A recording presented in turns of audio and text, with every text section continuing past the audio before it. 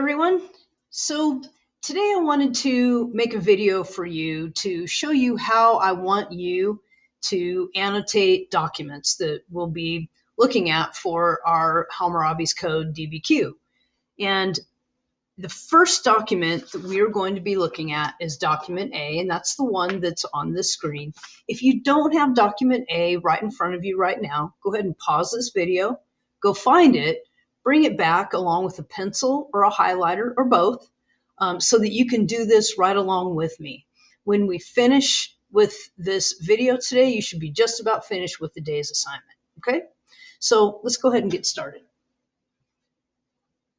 So the first thing we want to do always when we are annotating a document is you want to look at the source. The source or the title or both. And in this case, we don't have a title except document A.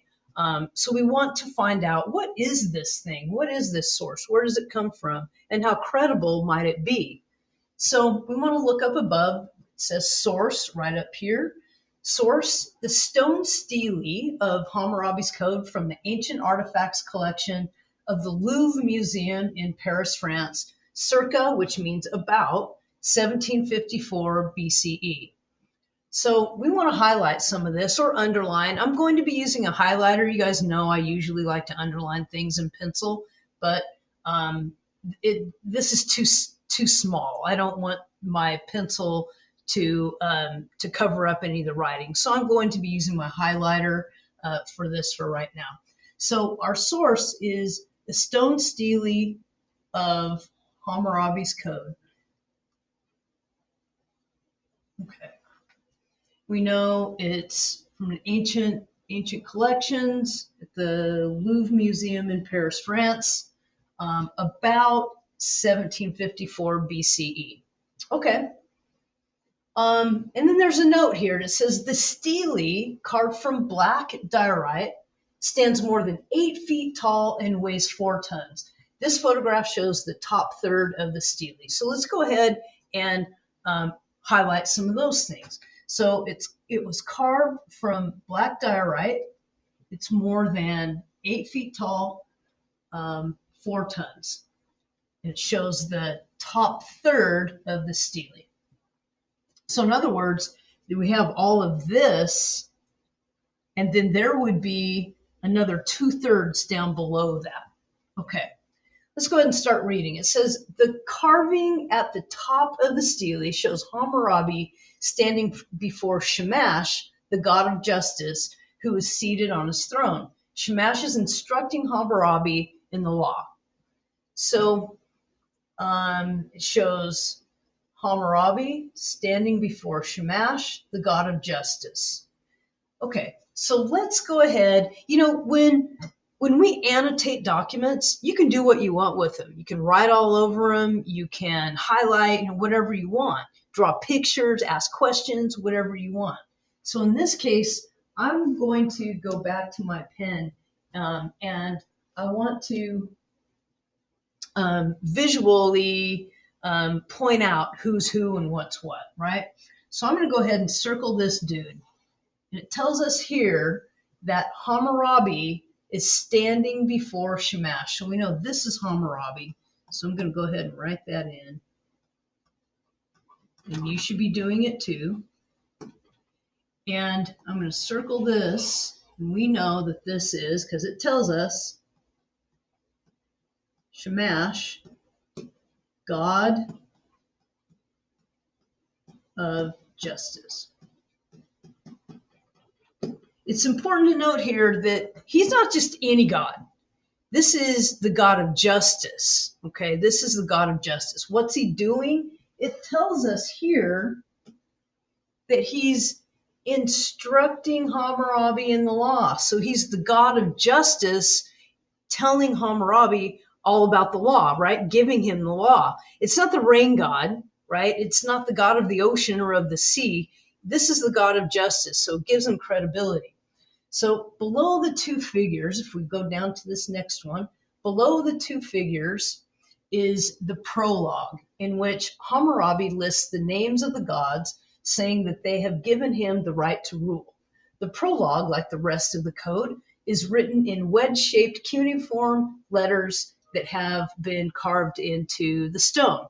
So notice that I'm reading this first, and then I go back and highlight. You don't know what's important or what the whole thing is saying until you've read it first. Then you can go back and decide what needs to be highlighted or underlined. So it says we have the prologue in which Hammurabi lists the names of the gods, okay, saying that I'm going to go ahead and highlight that too, saying they have given him the right to rule. And then it says the prologue, like the rest of the code, is written in wedge-shaped cuneiform. I'm just going to highlight cuneiform because you have already watched a video about the development of writing, and we've talked about cuneiform a couple of different times, so I don't feel like we need to highlight this entire thing. If you feel like you need to, then go ahead and do it. If you have questions about it or comments about it, write them out in the margin of your document. Okay. Coming down here to the next level. It says below the prologue, closer to the base. By the way, what is a prologue? A prologue is something that comes before the main event, so to speak. So kind of like we have. No, I just lost the word. The preamble, kind of like the preamble to the Constitution, right? The "We the People" part. This is a prologue. It's going to tell us what a little bit about what's to come. Okay, so below the prologue and closer to the base are 282 laws. Now this is the meat and potatoes of it, right? 282 laws organized by theme, including family life, agriculture, theft, and professional standards. There are a total of 3,500 lines of writing, covering both sides of the stele. Okay, so we have 282 laws, and you can write below prologue if you want, or you can highlight below prologue. 282 laws by theme, including family life, agriculture, theft, and professional standards. Now, when I see a list like this and I'm annotating, I like to go ahead and number those things because it helps me to remember a little bit better. So I'm going to come back to this. I'm going to come back to the pen and make it small. And let's see, we have 282 laws organized by theme. And I'm going to go like this. I'm going to go, this is number one. Family life would be number one. Number two is agriculture. And you could even further underline if you want to. We have theft is 3. And professional standards, 4. Okay. So, okay, now I have 4 themes and they're pointed out pretty easily to me. Okay. Now, when we come up to this area, to this, what is this? Well, we know that this is a detail of the stele carvings. And what kind of writing is this? Well, we know what kind of writing this is because we read it before, right? We saw it right here. It says cuneiform. So just to point it out a little bit easier for us, I'm going to write it out. So that's cuneiform. And then we have one more thing down below that says